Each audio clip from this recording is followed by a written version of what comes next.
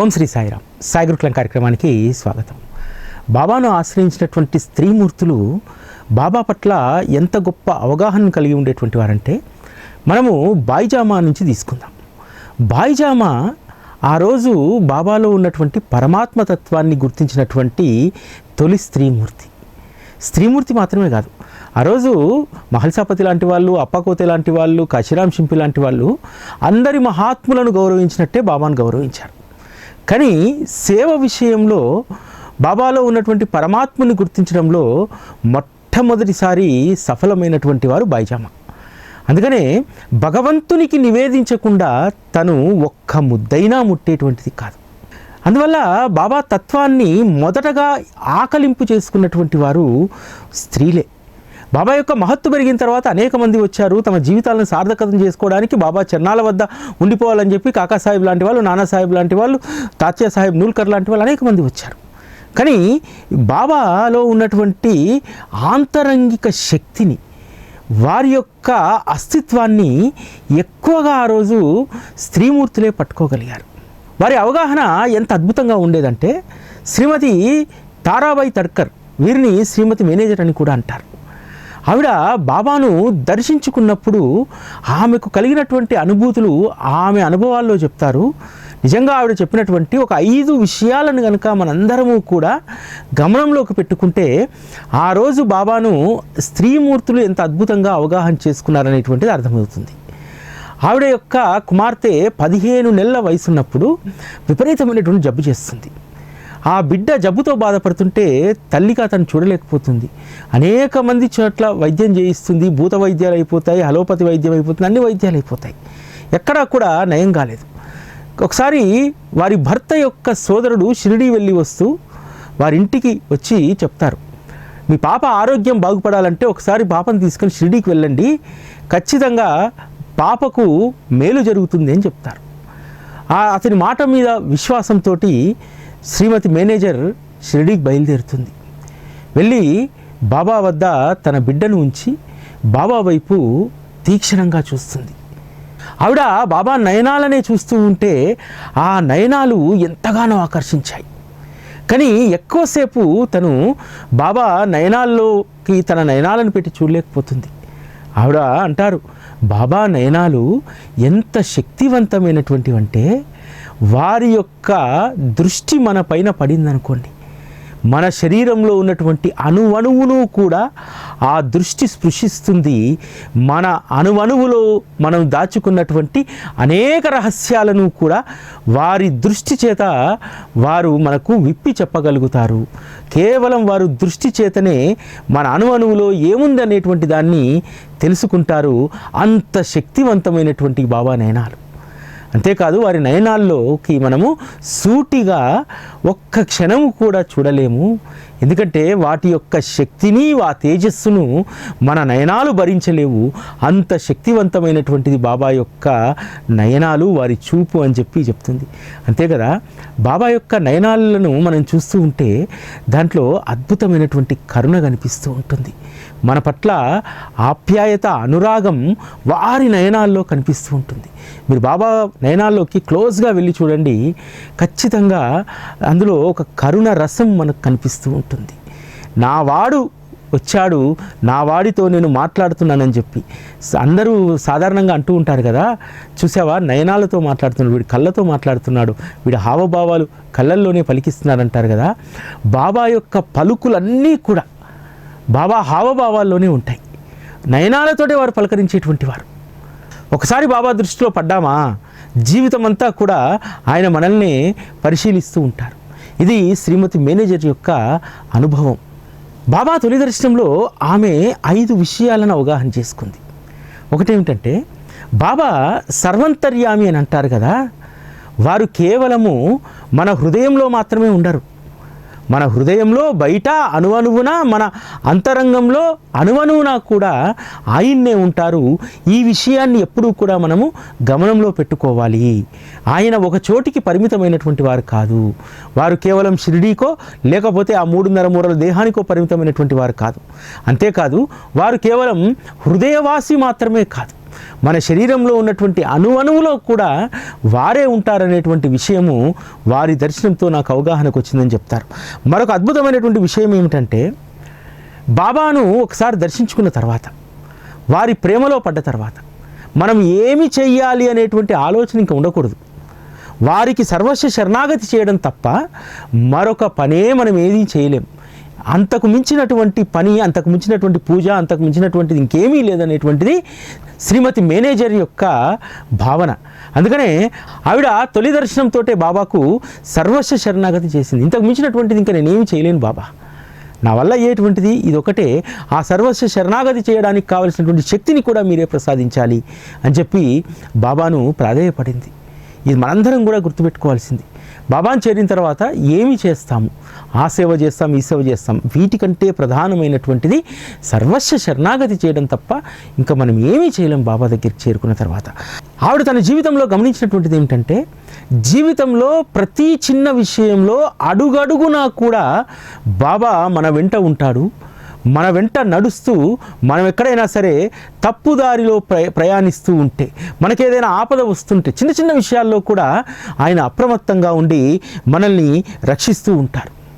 అంతేకాదు, శక్తివంతమైనటువంటి వారి సన్నిధిలో ఎటువంటి భవభయాలకు చోటు ఉండదు. ఆ శక్తివంతమైనటువంటి సన్నిధి అంత గొప్పది. మనందరం కూడా ఈరోజు భవభయాలు లేకుండా ఒక ప్రశాంతవంతమైనటువంటి జీవితం గడపడానికి కారణం ఏమిటి? శక్తివంతమైనటువంటి సద్గురువు యొక్క సన్నిధి. మనం ఎప్పుడూ కూడా వారి నామస్మరణలో ఉంటే వారి సన్నిధిలో ఉన్నట్టే. మరి నామం యొక్క గొప్ప శక్తిని బాబా చెప్పారు కదా, నామానికి ఉన్నటువంటి శక్తి. మరి అటువంటి శక్తిని కలిగి ఉన్నటువంటి మనకు భవభయాలు అనేటువంటివి ఉండకూడదనేటువంటిది శ్రీమతి మేనేజర్ తన జీవితంలో బాగా గుర్తుపెట్టుకున్నటువంటి విషయం. ఎందుకంటే బాబాకు మించినటువంటి శక్తి, సద్గురువుకు మించినటువంటి శక్తి ఇంకోటి ఉండదు. అటువంటి శక్తి నీడలో ఉన్నటువంటి మనకు ఇంకెందుకు భవభయాల గురించి భయం? అక్కడ భవభయాలకు తావుండదు, కేవలం ఒక సర్వస్వ శరణాగతికి మాత్రమే తావుంటుందనేటువంటి విషయం ఆవిడ చెప్పారు. అంతేకాదు, బాబాను దర్శించిన తర్వాత వారి యొక్క సర్వజ్ఞత, సర్వవ్యాపకత్వం వెంటనే అనుభవం అయిపోతుంది. అనుభవం కాకపోతే వారి పట్ల మనకు పరిపూర్ణమైనటువంటి విశ్వాసం లేనట్టు. ఎందుకంటే బాబాను ఆశ్రయించినటువంటి ప్రతి భక్తుడు కూడా తొలి దర్శనంలోనే బాబా యొక్క శక్తిని గ్రహిస్తాడు. ఆ శక్తిని గ్రహించే విధంగా ఏదో ఒక అనుభవాన్ని ఇస్తాడు.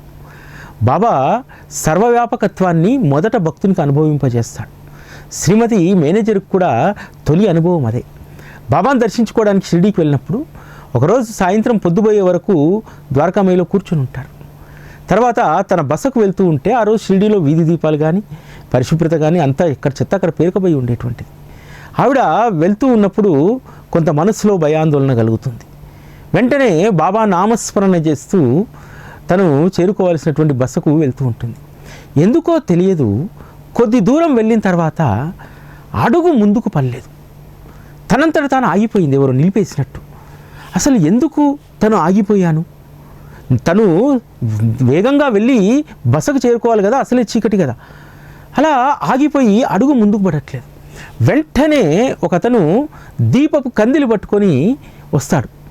వచ్చి ఆ బాట పైన ఆ దీపపు కందిలు వెలుతురు వేయగానే ఒక పెద్ద పాము అక్కడి నుంచి వెళ్తుంది. ఒక్క క్షణంలో అడుగు ముందుకు వేసినా సరే ఘోరమైనటువంటి ప్రమాదం జరిగేది. శ్రీమతి మేనేజర్ ఈ సంఘటనలో బాబా యొక్క సర్వవ్యాపకత్వాన్ని, అంటే వారి నామస్మరణకు వారికి ఉన్నటువంటి శక్తితో పాటు బాబా సర్వవ్యాపకుడు. తన వారు ఏదైనా ఆపదలో ఉంటే ఏ విధంగా ఆపద నుంచి రక్షిస్తారు అనడానికి బాబా నామస్మరణం చేస్తున్నటువంటి నా యొక్క అడుగులు ముందుకు పడకుండా కట్టడి చేశారు. అడుగు ముందుకు వేసి ఉంటే పాము కాటుకు బలయ్యేటువంటి దాన్ని. అందుకని బాబా తనను రక్షించాడు. బాబా సర్వవ్యాపకుడు అనేటువంటి దాన్ని ఆవిడ ఆ సందర్భంలో గ్రహిస్తుంది. అందుకనే ఆవిడ తొలి దర్శనంలోనే బాబాకు సర్వస్వ శరణాగతి చేసేస్తుంది. బాబాను ఆ రోజు చేరుకున్నటువంటి స్త్రీమూర్తులందరూ కూడా బాబా పట్ల తొలి దర్శనంలోనే సర్వస్వ శరణాగతి చేస్తారు. భజన మండలి యజమాని భార్య బాబాను చూడగానే తన ఆరాధ్య దైవమైనటువంటి రాముణ్ణి ఏ విధంగా దర్శించిందో, అనేక మంది బాబాను దర్శించిన స్త్రీమూర్తులు ఆ భజన మండలి యజమానేమో డబ్బుల ఆశ కోసము బాబా దగ్గర పాటలు పాడుతున్నాడు. తను మాత్రము బాబాలో తన ఆరాధ్య దైవమైనటువంటి శ్రీరామచంద్రమూర్తి అనేక సంవత్సరాలుగా రామనామస్మరణ చేస్తుంది, రామభజనలు చేస్తుంది. ఎప్పుడూ కూడా తన రాముడు అటువంటి ప్రత్యక్ష దర్శనాన్ని ఇవ్వలేదు.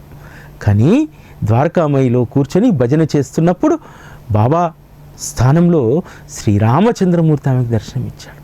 ఆ రోజు బాబా దగ్గరికి వచ్చినటువంటి స్త్రీమూర్తులు అందరూ కూడా వారు బాబా పట్ల అచంచలమైనటువంటి విశ్వాసాన్ని ముందు నిశ్చయించుకొని అక్కడికి వచ్చినటువంటి వారు. అక్కడికి వచ్చిన తర్వాత నిశ్చయం కలిగినటువంటి వాళ్ళు కాదు, ముందే బాబా పట్ల అచంచలమైనటువంటి విశ్వాసాన్ని నిశ్చయించుకొని వచ్చినటువంటి వారు. సద్గురువు మనకు అనేక అనుభవాలను ఇస్తాడు. మనలో ఉన్నటువంటి అనేక రకాలైనటువంటి దుస్సంస్కారాలను కూడా బయటికి నెట్టివేస్తారు.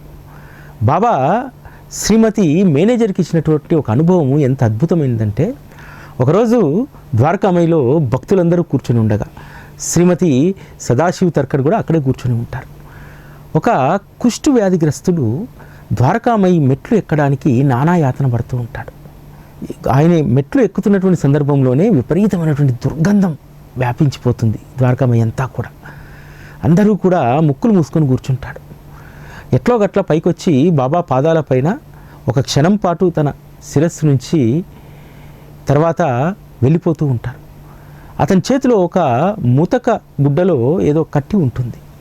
అతను దిగి వెళ్ళిపోతూ ఉంటాడు. వెళ్ళిపోతూ ఉంటే శ్రీమతి మేనేజర్ మనసులో అనుకుంటుంది, అమ్మయ్య భగవంతుడా బతికిచ్చావు, వెళ్ళిపోయాడు, ఎంతసేపు ఉంటాడో అనుకున్నాను, ఈ దుర్గంధాన్ని నేను భరించలేకపోయాను అని చెప్పి భగవంతుని ప్రార్థన చేస్తుంది.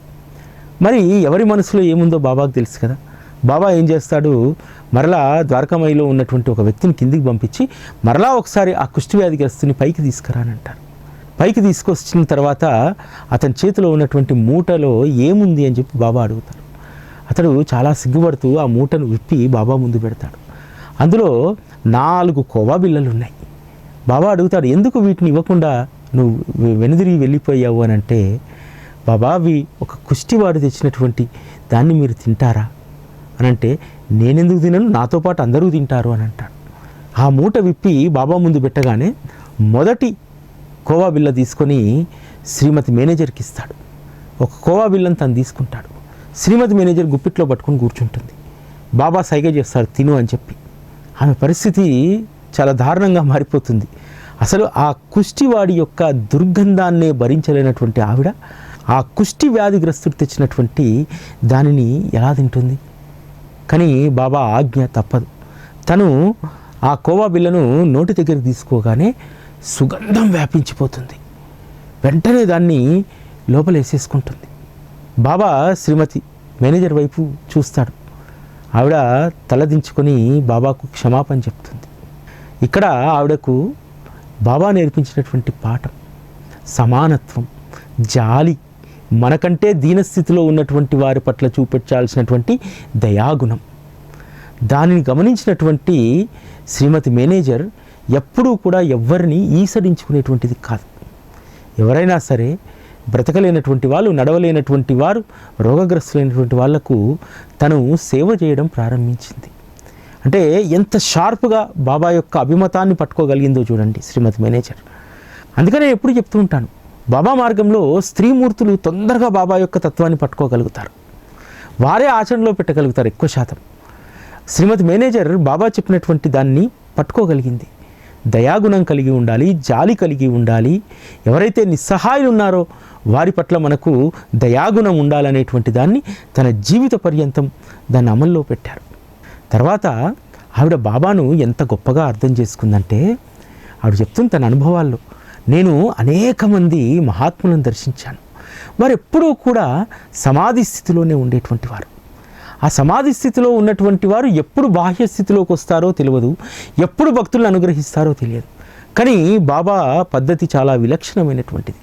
వారు ఎప్పుడూ కూడా బాహ్య స్థితిలోనే ఉంటారు, కానీ వారి అంతరంగం ఎప్పుడూ కూడా సమాధి స్థితిలో ఉంటుంది.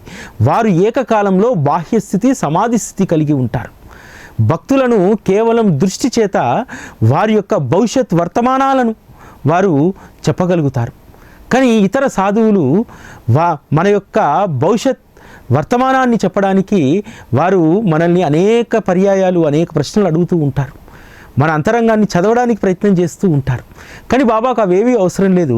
కేవలం వారు దృష్టి చేత మన యొక్క భవిష్యత్తును, మన యొక్క వర్తమానాన్ని, గడిచినటువంటి దాన్ని అన్నింటినీ చెప్పగలిగేటువంటి శక్తి బాబాకు ఉంది. అందుకనే బాబా ఒక విలక్షణమైనటువంటి పరమాత్మ. ఏమీ అడగకుండానే అన్నింటినీ కూడా పూసగుచ్చినట్టు మన వ్యవహారాలను ఆయన చెప్పగలుగుతారు. అంతేకాదు భక్తుడు ఏమీ కోరకుండానే గొప్ప అనుగ్రహాలను ఆయన ఇస్తూ ఉంటారు. ఎందుకంటే ఆవిడ అనుభవపూర్వకంగా అనుభవించినటువంటిది. ఆవిడకు 1916వ సంవత్సరంలో నరాలకు సంబంధించినటువంటి వ్యాధి వల్ల విపరీతమైనటువంటి తలనొప్పి వచ్చేది. ఆ తలనొప్పి భరించలేక చాలాసార్లు ఇంకా చనిపోదామనేటువంటి స్థితికి వచ్చింది. అదేవిధంగా ఒకసారి విపరీతమైనటువంటి తలనొప్పి రావడంతో ఇక షిరిడీకి వెళ్ళి చావో రేవో అక్కడ తేల్చుకోవాలి, ఖచ్చితంగా ఇక నాకు మరణమే, ఇంతకంటే మించింది లేదు, అదేదో సద్గురు చరణాల వద్ద ఆ మరణాన్ని పొందగలిగితే నాకు ఫలితం కూడా దక్కుతుంది అని చెప్పి అనుకుంటుంది. కోపర్గావ్ స్టేషన్లో దిగుతారు. దిగిన తర్వాత ఆవిడ మనసులో అనుకుంటుంది, ఎట్లాగూ రేపో మాపో నేను చనిపోబోతున్నాను, చనిపోయే ముందు ఒక పుణ్యకార్యమైనా చేసిపోదాం. కోపర్గావ్లో గోదావరి ఉంది కదా, గోదావరిలోకి దిగి గోదావరిలో స్నానం చేసి చనిపోతే పుణ్యం వస్తుంది అని అనుకుంటుంది. అంతలోనే ఒక ఆలోచన వస్తుంది, రోజు వేడి నీళ్ళతోటే తలస్నానం చేస్తే ఆ తలనొప్పి విపరీతంగా ఉంటుంది, ఇంకా చన్నీళ్ళతో చేస్తే ఇంకేమైనా ఉంటుందా తలనొప్పి అని చెప్పి సంశయిస్తుంది. అయినా సరే నిశ్చయించుకుంది, సచ్చే ముందు సన్నీళ్ళు అయితే ఏంది, వేడి నీళ్ళు అయితే ఏంది, సరే గోదావరిలో మునుగుదామని చెప్పి వెళ్ళి గోదావరిలో స్నానం కోసము ఆవిడ మునుగుతుంది. మునిగి లేచి ఒడ్డుకొచ్చి తల దూర్చుకొని ఒక దగ్గర కూర్చుంటే నెమ్మదిగా తలనొప్పి ఇక్కడి నుంచి మెల్లిమెల్లిగా వెనక్కి దిగుతూ అరికాళ్ళు పాదాల వైపు వేళ్ళ వైపుకి వచ్చి అది అలా తగ్గిపోతూ ఉంటుంది గ్రాడ్యువల్గా. అదేదో మంత్రం వేసినట్టు. కొద్దిసేపు తర్వాత ఆశ్చర్యం వేస్తుంది, అసలు తలనొప్పి లేదు, ఒంట్లో నీరసము లేదు, ఏమీ లేదు. తను ఏదైతే మనస్సులో అనుకుందో అక్కడ ఉన్నటువంటి ఆ పరమాత్మ గ్రహించాడు, బాబా ఇంత దయాగుణమా నీది, చనిపోదామని చెప్పి నీ దగ్గరికి వస్తే నాకు ఒక ఆలోచన కలిగించి చనిపోయే ముందు గోదావరిలో పుణ్యస్నానం చేసి చనిపోదామనుకుంటే గోదావరిలో నా చేత పుణ్యస్నానం చేయించి ఆఖరికి నాకున్నటువంటి తలనొప్పిని ఈ విధంగా తీసేసావా అని చెప్పి. ఇక తన జీవితంలో ఎప్పుడూ కూడా ఇటువంటి తలనొప్పి రాలే, నరాల సమస్య రాలేదు. ఈ విధంగా బాబా ఆ రోజు తనను ఆశ్రయించినటువంటి భక్తులను కంటికి రెప్పలా కాపాడుకునేటువంటి వారు. అంతేకాదు బాబాను ఆశ్రయించినటువంటి స్త్రీమూర్తులు ఎక్కువగా బాబాను ఏదీ కోరేటువంటి వారు కాదు. బాబా పలకరిస్తే చాలు అదే గొప్పగా వారు భావించేవారు. ఇంకేమీ కూడా బాబా నుండి కోరాల్సినటువంటి అవసరం లేదని చెప్పి వారు అటువంటి స్థిర నిశ్చయంతో ఉండేటువంటి వారు. శ్రీమతి మేనేజరు బాబాను అర్థం చేసుకున్నటువంటి తీరు మీకు చెప్తాను వినండి. బాబా అప్పుడప్పుడు కొన్ని వస్తువులను, పండ్లను, లేకపోతే కఫ్నీకి కావలసినటువంటి వస్త్రాన్ని కొనడానికి వర్తకులను పిలిచి బేరం ఆడేటువంటి వారట. ఆ బేరం ఆడేటువంటి సమయంలో 2 రకాలైనటువంటి భావనలు భక్తుల్లో వచ్చేటట. కొంతమంది ఒక రకంగా, కొంతమంది ఒక రకంగా ఆలోచించేవారట. బాబా ఆ వస్త్ర వ్యాపారిని పిలిచి రేట్ అడిగేటువంటి వారట. గజం ఎంత అంటే 8 అనాలు అనేవారంట. 8 అనాలు ఎందుకయ్యా, 5 అనాలకు ఇస్తావా ఇవ్వా అని అడిగేటువంటి వారట. అట్లా బేరమాడి 40 గజాల వస్త్రాన్ని తీసుకునేటువంటి వారట. బాబా యొక్క బేరం ఆడుతున్నటువంటి తీరుని చూసి అక్కడ ఉన్నటువంటి కొంతమంది ఏమనుకునేటువంటి వారంటే, అరే ఎంత లోబిరానైనా బాబీ, ఎంత పిసినారి, మరీ ఇంత అత్యాశ, ఇంత తక్కువ ధరకు బేరం ఆడతారా, 8 రూపాయలు 4 రూపాయలకు అడుగుతాడా అని చెప్పి అందరూ కూడా బాబా యొక్క లోపితనాన్ని, బాబా యొక్క పిసినారితనాన్ని, వీటన్నింటినీ కూడా అత్యాశ, లేకపోతే 8 అనాలు ఉన్నటువంటి దాన్ని 4 అనాలకు తీసుకోవడం అత్యాశ కాదా అని చెప్పి అక్కడ డిస్కషన్ జరిగేదట. ఇది ఒక వర్గం. తర్వాత బాబా ఏం చేసేటువంటి వారంటే 8 అనాలు చెప్పాడు కదా, 40 గజాలు తీసుకొని అతను అడిగినటువంటి 8 అనాల కంటే కూడా గజానికి 12 అనాలు లెక్కబెట్టి ఎక్కువ డబ్బు ఇచ్చేసేటువంటి వారట. బేరం కేవలము లోక వ్యవహారాల కోసం చేసేటువంటి బేరమే అది. కానీ బాబా 8 అనాలకు 12 అనాలు ఇచ్చేవారు. ఇది చూసినటువంటి వారు ఏమనుకునేటువంటి వారు, బాబాకు డబ్బు విలువ తెలియదు, అయాచితంగా దక్షిణలు వచ్చాయిగా, రోజుకు 100 రూపాయలు పైన వస్తున్నాయి కదా, ఆయన సొమ్మ ఏంది కొంటాడు ఎక్కువ డబ్బు పెట్టైనా కొంటాడు. తర్వాత మనకి ఎవరైనా అమ్ముమంటే ఆ రేటుకి ఎవరు అమ్ముతారు? 8 అణాలకు. 8 అణాలు చెప్పారంటే మనం ఏ 6 అణాలకు 7 అణాలకు బేరం చేసేటువంటి వాళ్ళం. ఇప్పుడు బాబా 12 అణాలు ఇచ్చేసరికి మనకెందుకు ఆయన 8 అణాలకు ఇస్తాడు ఆ వ్యాపారి? కాబట్టి బాబాకు ఇది లెక్కలేనితనము, డబ్బంటే అస్సలు లెక్కలేదు అని చెప్పి ఇంకొక వర్గం మొదలుపెట్టేది. కానీ అసలైనటువంటి వారి యొక్క భావన, వారి అంతరంగంలో ఉన్నటువంటిది ఎవ్వరూ అర్థం చేసుకోరు. బాబా యొక్క సిద్ధాంతం ఏమిటంటే, ఏదైనా వస్తువు ఉన్నా లేకపోతే ఏదైనా సేవ చేసుకున్నా దానికి తగినటువంటి దాన్ని చెల్లించాలి. ఎందుకంటే ఆ వస్త్రం అమ్ముకునేటువంటి అతను తలపైన ఆ వస్త్రాలు పెట్టుకొని ఊరూరు తిరిగి అమ్ముతాడు కదా. ఎవరైనా సరే 8 అణాలు చెప్తే 7 అణాలకో 7.5 అణాలకో 6.5 అణాలకో దాన్ని ఇస్తాడు. కానీ అతనికి వచ్చేటువంటి లాభం ఒక చోట 1 అణా కూడా రాకపోవచ్చు, ఒక చోట మైనస్ కావచ్చు. ఒకతను 7.5కు కొంటే 1 అణా లాభము, 6.5కు అమ్మితే అక్కడ 1 అణా లాస్. కాబట్టి బ్యాలెన్సింగే తప్ప పాపం అతను సంపాదించేది ఏమీ లేదు. ఇది బాబాకు తెలుసు. బాబా ఇవ్వగలిగినటువంటి శక్తి బాబాకు ఉంది. ఎవరైతే శ్రమ పడతారో, ఎవరైతే కష్టాన్నే నమ్ముకొని ఉంటారో వారికి ఖచ్చితంగా బాబా అనుగ్రహాన్ని ఆ రూపంలో ఇస్తారు. ఇది బాబా యొక్క సిద్ధాంతం, బాబా అంతరంగంలో ఉన్నటువంటిది. కానీ దీని పట్ల 2 రకాలైనటువంటి వాదనలు అక్కడ ఉన్నాయి చూసారా. ఒకరేమో బాబా పిసినారి, అత్యాశ అన్నారు. ఒకరేమో బాబాకు డబ్బంటే లెక్కలేనితనం, అదే ఆయాచితంగా వచ్చింది కదా, ఆయనకేముందిలే ఇస్తాడు, మనలాంటి వాడికే కష్టం కదా మళ్ళీ కొనుక్కోవడానికి. ఇవి భిన్నమైనటువంటి వాదనలు. కానీ పరమాత్మ ఎప్పుడూ కూడా లోక కళ్యాణార్థం, అదేవిధంగా ఎవరైతే శ్రమ చేస్తారో, శ్రమజీవి ఉంటాడో వాడి యొక్క శ్రేయస్సు కోసం పరమాత్మ ఆలోచిస్తాడు. బాబా చేసేటువంటి బేరాలన్నీ కూడా ఇలానే ఉండేటువంటివి, కానీ అందరు తిట్టుకునేటువంటి వారు. కానీ అది బాబాకు మాత్రమే తెలుసు. ఈ విషయాన్ని శ్రీమతి సదాశివ్ తర్కడ్ ఆమె బాగా అర్థం చేసుకుంది. అందుకనే అందులో ఉన్నటువంటి బాబా యొక్క చమత్కారాన్ని, అదేవిధంగా బాబా ఎందుకు ఎక్కువ డబ్బు ఇచ్చాడు, ముందు ఎందుకు బేరమాడాడు, ఎందుకు ఎక్కువ డబ్బు ఇచ్చాడు అనేటువంటి దాన్ని ఆవిడ గ్రహించగలిగింది. ఆ రోజు బాబాను ఆశ్రయించినటువంటి స్త్రీమూర్తులందరూ కూడా ఈ విధంగా బాబా యొక్క చర్యలను బాగా అర్థం చేసుకునేటువంటి వారు. అందుకనే వారికి బాబా పట్ల అచంచలమైనటువంటి విశ్వాసం. చాలామందికి అనుభవం జరిగితే తప్ప శరణాగతి చేయరు. కానీ శ్రీమతి మేనేజర్ మాత్రం ఆవిడకు ఏ అనుభవం మొదట కలగకపోయినా కేవలం బిడ్డ యొక్క రోగం నివారిస్తారనేటువంటి దాంతో వచ్చారు. కానీ మొదటి దర్శనంలోనే బాబా యొక్క నయనాల శక్తిని ఆమె గ్రహించింది. ఆ శక్తివంతమైనటువంటి బాబా సహచర్యంలో మనకు బాధలు, కష్టాలు అని ఉండవనేటువంటి దాన్ని ఆవిడ పూర్తిగా విశ్వసించగలిగారు. ఇక్కడ మనందరం కూడా అర్థం చేసుకోవాల్సింది ఏంటంటే, బాబా యొక్క శక్తివంతమైనటువంటి సన్నిధి, ఆ సన్నిధిని గనక మనం గుర్తించగలిగితే, ఆ శక్తిని గనక మనం అనుభవిస్తే జీవితంలో మనము దేని గురించి కూడా చింతించాల్సినటువంటి అవసరం లేదు. ఈరోజు చాలామంది బాబాను నమ్ముకున్నటువంటి స్త్రీమూర్తులు ఇదే ధైర్యంతో ఉంటున్నారు. మనకన్నా అప్పుడప్పుడు స్థైర్యము, ధైర్యము చెదురుతుంది. కానీ స్త్రీమూర్తులకు, బాబాను ఆశ్రయించిన స్త్రీమూర్తులకు అటువంటి చంచలత్వమే ఉండదు.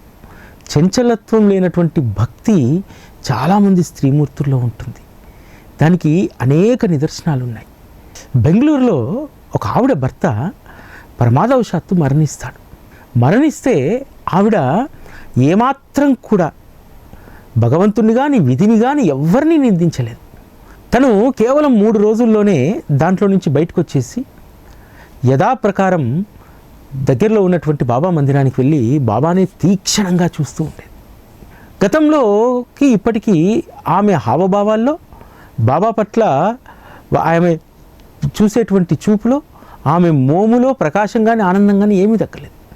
అందరూ ఆశ్చర్యపోతారు, అరే భర్త చనిపోయాడు, ఈమెలో కొంచెమన్నా కూడా బాధలేదే అని చెప్పి ఆ గుడికి ప్రతిరోజు తనతో పాటు వచ్చేటువంటి స్నేహితురాలు అడుగుతుంది, మీలో 1% కూడా మీ వారు ప్రమాదవశాత్తు చనిపోయారు, భగవంతుడు అన్యాయం చేశారనేటువంటి ఏమాత్రం కూడా మీలో అది కనిపించట్లేదు అని అంటే ఆవిడ చెప్పినటువంటి సమాధానం, విధి ప్రకారం ఏది జరగాలో అది ఖచ్చితంగా జరుగుతుంది. నా భర్తను ఈ సమయంలో తీసుకెళ్లడం అనేటువంటిది శ్రేయస్కరం అని చెప్పి బాబా నిర్ణయించారు. కాబట్టి నా భర్త శ్రేయస్సుని నేను ఎందుకు కాదంటాను? ఆయన చనిపోవడం అనేటువంటి దుర్ఘటన కాదు, మరణం కూడా ఆ వ్యక్తి శ్రేయస్సుకు సంబంధించినటువంటిది. బాబా నాకు చెప్పినటువంటి పాఠం ఇది. అనేక సందర్భాల్లో బాబా నుంచి నేర్చుకున్నటువంటి నేను ఇదే. ఎందుకు నేను అధైర్యపడాలి? నా భర్త శ్రేయస్సు కోసం బాబా అతన్ని తీసుకెళ్ళిపోయారు. ఆ దుర్ఘటన ద్వారా తీసుకెళ్ళిన తర్వాత ఇప్పుడు బాబాకు మరింత బాధ్యత పెరిగింది. నన్ను చూసుకోవాల్సినటువంటి బాధ్యత బాబాదే కదా. అయినా సరే నాకు ఏమాత్రం కూడా అనుమానం లేదు, వారి యొక్క శక్తివంతమైనటువంటి వారి సన్నిధి నన్ను ఎప్పుడూ కూడా చల్లగా చూస్తుంది. కాబట్టి గడిచిపోయినటువంటి దానికోసం నేను బాబాను నిందించను, విధిని నిందించను, ఇంకెవరిని నేను నిందించను. కాబట్టి ఒక ప్రశాంతమైనటువంటి జీవితం వారి శక్తివంతమైనటువంటి సన్నిధిలో నేను గడపడానికి సంసిద్ధమయ్యాను. మానసికంగా, శారీరకంగా అన్ని రకాలుగా నేను సంసిద్ధమయ్యానండి. అంటే బాబా యొక్క శక్తివంతమైనటువంటి వారి సన్నిధిని కనుక మనం గ్రహించగలిగితే, వారి సన్నిధిలో ఉంటే మనల్ని ఏ శక్తి కూడా ఏమీ చేయలేదు, వారి యొక్క అద్వితీయమైనటువంటి శక్తి మనల్ని కాపాడుతుందనేటువంటి స్థిర నిర్ణయానికి రాగలిగితే మన జీవితాలు అద్భుతంగా ఉంటాయి. చాలామంది స్త్రీమూర్తులు అనేది చూస్తూ ఉంటాను, వారు ఎప్పుడూ కూడా దిగులు చెందరు. ఎందుకంటే వారు బాబా యొక్క శక్తివంతమైనటువంటి సన్నిధిని ఎప్పుడూ ఆస్వాదిస్తూ ఉంటారు. కాబట్టి ఇది ఈరోజు సాయి గురుకులం. రేపటి కార్యక్రమం మళ్ళీ కలుసుకుందాం. అప్పటివరకు సెలవు. నమస్కారం.